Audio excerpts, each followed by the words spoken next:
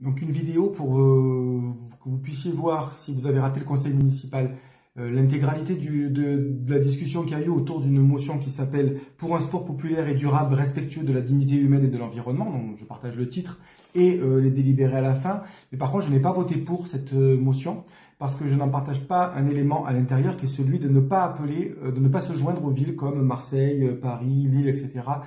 Et en appelant nous aussi à Martigues au boycott officiellement, que la ville appelle au boycott de la Coupe du Monde au Qatar. Alors bien sûr j'ai entendu qu'il n'y avait pas de fan zone ici peut-être et que du coup le mot boycott perdait de sa puissance, ça je peux l'entendre, mais toujours est-il que si un mouvement national, soit on dit rien, ou soit en tout cas on ne va pas à contre-courant de ce mouvement-là, d'autant que les raisons qui pourraient appeler un boycott sont bien détaillées, je les partage, hein, c'est la gabegie climatique, le scandale social que représente cette Coupe du Monde au Qatar, les atteintes dramatiques aux droits humains, aux droits des femmes, droits des LGBT, etc. On pourrait même rajouter aussi le rapport entre le foot business et la corruption, et tout ça nécessite qu'on appelle au boycott. Et je sais que cette délibération prend des précautions pour, c'est écrit donc, pour ne pas culpabiliser ou stigmatiser les passionnés de foot et les établissements qui souhaitent diffuser des matchs. Alors, bien sûr, il ne s'agit pas de culpabiliser les gens, mais il s'agit que les élus fassent leur devoir d'éducation populaire. On a ce rôle-là aussi. Je veux dire qu'une grande ville, qu'une ville importante comme Martigues, et que son maire et que ses élus disent il faut boycotter, nous boycotterons la Coupe du Monde, et ben ça donne un signal qu'il y a quelque chose qui coince dans cette Coupe du Monde. Après, évidemment, chacun fera ce qu'il veut, voilà. Mais on a ce rôle-là aussi important d'éducation populaire. Je pense que le mot n'est pas faible. Et donc, j'aurais préféré que cette motion se termine plutôt par un appel au boycott et de s'inscrire dans ce mouvement national, voire peut-être international, qui envoie un signal, pour le coup, ça envoie un signal un peu plus fort au président ou à la FIFA pour dire là, il y a quelque chose qui ne va pas avec le choix que vous avez fait d'attribuer la Coupe du Monde au Qatar. Voilà, bon. Eh bien, du coup, je n'ai pas voté cette motion. Je vous laisse apprécier et puis réagir dans la vidéo. Merci.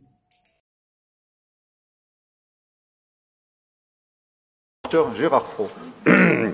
Oui, vous l'avez sous les yeux, donc je vais la lire assez rapidement. Le prochain mondial de football qui se déroulera du 20 novembre au 18 décembre 2022 au Qatar a légitimement suscité une vague d'indignation dans l'opinion publique et a conduit de nombreuses collectivités à prendre position. Les raisons de cette colère sont multiples. D'après une enquête du journal The Guardian, publiée en 2021, près de 6500 personnes ont perdu la vie sur les chantiers d'infrastructures liés à la Coupe du Monde. Parallèlement, les conditions de travail inhumaines, en dépit des réformes du droit du travail qatari, qui ne sont que très rarement appliquées, le non-sens écologique et environnemental de la construction de stades climatisés à ciel ouvert en plein désert, ou encore les discriminations et les persécutions à l'endroit des femmes et de la communauté LGBT ont fini de mettre en avant tout le cynisme d'une institution comme la FIFA, dont les logiques cupides et financières, au détriment des vies humaines et de l'environnement, s'avèrent obsolète et dangereuse pour l'avenir du football. Dans ces conditions, de très nombreux appels au boycott de la Coupe du Monde se sont faits jour. Des grandes villes ont également annoncé leur intention de ne pas installer de fan zone et ainsi ne pas diffuser sur écran géant les matchs du mondial qatari. Si ces annonces arrivent tardivement, à seulement quelques semaines du match d'ouverture, elles ont néanmoins le mérite d'exister et d'interroger notre rapport aux grands événements sportifs. Lors des précédentes grandes compétitions continentales et internationales de football, la ville de Martigues n'avait pas fait le choix d'installer d'espaces de diffusion spécifiques, laissant ainsi aux restaurateurs et aux cafetiers la possibilité de le faire. Pour cette raison, il n'a pas été jugé opportun de communiquer sur la non-mise en place de fan zones et d'écrans géants, bien que nous ne pouvons que saluer les décisions prises par les villes de Lille, Paris, Marseille ou encore Strasbourg.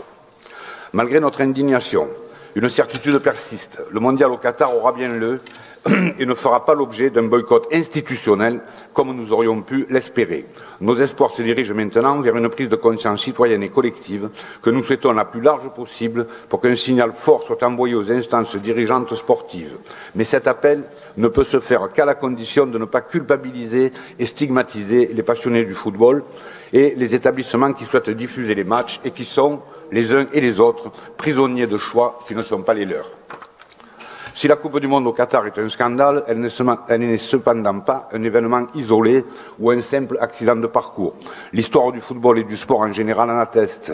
Déjà, en 1934, la Coupe du Monde avait largement été utilisée par le régime fasciste italien pour servir sa funeste propagande, à l'instar, 2 ans plus tard, des Jeux Olympiques de Berlin organisés par l'Allemagne nazie.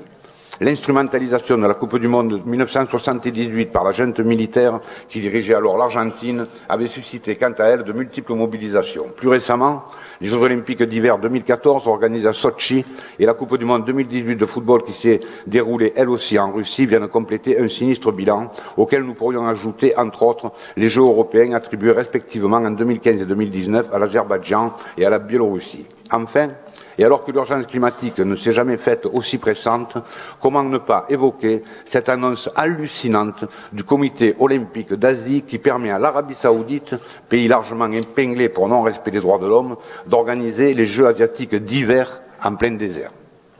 Il y a urgence à se mobiliser pour un sport que nous voulons populaire et durable, pour un sport qui respecte l'humain et la planète, et pour un sport qui repose sur une gouvernance assainie, qui ne serait plus sous influence économique ou victime de pressions géopolitiques. À la lumière de ces éléments, la commune de Martigues appelle à une large mobilisation populaire pour envoyer un message fort à la FIFA et dont la baisse significative des audiences pourrait être un levier. Appelle à la création d'une agence indépendante pour l'attribution des grands événements sportifs sur le modèle de l'Agence mondiale antidopage qui associerait des représentants du mouvement sportif et des États, affirme sa volonté de faire des Jeux olympiques et paralympiques de Paris 2024 un grand événement populaire accessible à toutes et à tous. Merci. Y a-t-il des votes contre, des abstentions? Pardon. On peut intervenir? Oui, je vous en prie. Merci. Il y a un truc que je comprends pas bien. En fait, la plupart des villes aujourd'hui, elles appellent à un boycott du mondial, en fait. Et nous, en fait, on dit qu'on fait une motion pour dire qu'on n'y appelle pas. Et ça, je comprends pas bien quel est l'intérêt. Pour autant, je suis d'accord avec les délibérés. Mais pour moi, quand il y a marqué, si on appelle à une large mobilisation populaire pour envoyer un message fort à la FIFA, quel autre moyen on aurait que nous aussi se joindre aux appels, justement, de Marseille, de Strasbourg? Et c'est quoi la matérialisation du boycott des autres villes? Pardon? C'est quoi la matérialisation du boycott des autres villes? Si on avait fait des fan zones, les éditions d'avant, on aurait dit, ok, effectivement, on ne fait pas de fan zone, mais on n'en a jamais fait, on ne va pas commencer à en faire aujourd'hui. Donc on boycotte quoi? Moi, je veux bien dire qu'on boycotte, mais on boycotte quoi? Oui, mais du coup, pourquoi faire une motion pour dire qu'on ne boycotte pas? Non, on ne fait pas une motion pour dire qu'on ne boycotte pas, on fait une motion à la fois pour affirmer quelle est notre position par rapport à ces Jeux Olympiques et à la fois pour rappeler à trois, il faut relire à la fin de la motion, c'est très clair sur la fin. Boycotter, boycotter quoi? Non, mais c'est parce que c'est un mouvement qui est national. C'est la question que je te pose. Que Macron ait annoncé qu'il boycotte les Jeux Olympiques, je pense que ça aurait eu un impact énorme. Mais je ne pense pas que ça soit le cas. Il a juste annoncé qu'il n'irait pas. Mais bon, il n'y a rien qui oblige les présidents de la République à aller sur les événements internationaux. Que l'État prenne la décision de boycotter, que la France boycotte les Jeux Olympiques, c'est une portée qui est complètement différente, qui ne se fait pas 15 jours avant les Jeux Olympiques. Hein. Nous, on affirme une position et on appelle les Martigales et les Martigaux à les écouter, mais on appelle aussi à ne pas culpabiliser les restaurateurs et les passionnés de football, parce que faut quand même faire attention, voilà, dans le vivre ensemble et dans la ville où on est. Moi, je suis pas favorable, par exemple, parce qu'on interdise les restaurateurs d'abord, on n'en a pas le droit parce que ce sont des organisations privées, de diffuser des matchs de foot. Très bien. Attention, Madame Coulon. Oui, s'il vous plaît, Monsieur Boissin. Excusez-moi, c'était pour dire à Monsieur Fro que les Jeux Olympiques, ils ont lieu à Paris, alors on ne va pas les boycotter. Là, on parle de Coupe du Monde de football. On parle bien de la Coupe du Monde, bien sûr. Monsieur Boissin. Oui, et puis je ne vois pas encore une fois M. Fro, hein, le président, c'est très facile. On avait aussi pensé, nous aussi, déposer une motion, on l'a fait hors délai, certes, mais à l'image de ce sport, il y a aussi le carton noir dans le foot. C'est une disqualification en football. On pourrait aussi créer carton noir, soirée blanche, parce qu'il y a des restaurateurs qui, par éthique, ont décidé aussi de ne pas la diffuser. Ils l'ont mis sur leur page, ils l'ont fait. On pourrait peut-être, par un geste symbolique, faire quelque chose, puisqu'on a des ressources culturelles, des ressources sportives, faire quelque chose en ville pour sensibiliser le plus grand nombre des citoyens, des jeunes citoyens, à l'environnement, la justice sociale, le respect des différences. C'est vrai. C'est vrai qu'il y a eu 6500 morts, des ouvriers. C'est vrai qu'il va y avoir 160 vols par jour qui vont partir pour aller loger ailleurs. Donc peut-être, et indépendamment de nos idéaux politiques, peut-être nous pourrions faire quelque chose de symbolique. Oui, on ne va pas lever les fan zones, on ne l'a jamais fait, Mais oui, on pourrait faire quelque chose de symbolique qui soit un contre-événement. C'est ce que font certaines villes, M. Fro. D'où l'idée de M. Grimaud ici présent. Eh bien, on va accepter de suivre les propositions de Monsieur le Président de la République pour boycotter la Coupe du Monde au Qatar. Ce serait une excellente idée. Tiens, et nous, on le soutiendra. Voilà. Alors, puisque vous avez une grande influence, vous voyez Monsieur le Président de la République et vous lui dites la ville de Martigues suivra votre décision de boycotter la Coupe du Monde au Qatar. Allez. Bon, donc je mets aux voix, soyons sérieux. Hein. On ne va pas aller se mêler de ce que vont vouloir faire les restaurateurs. Alors, y a-t-il des votes contre? L'abstention, on peut l'adopter. Merci.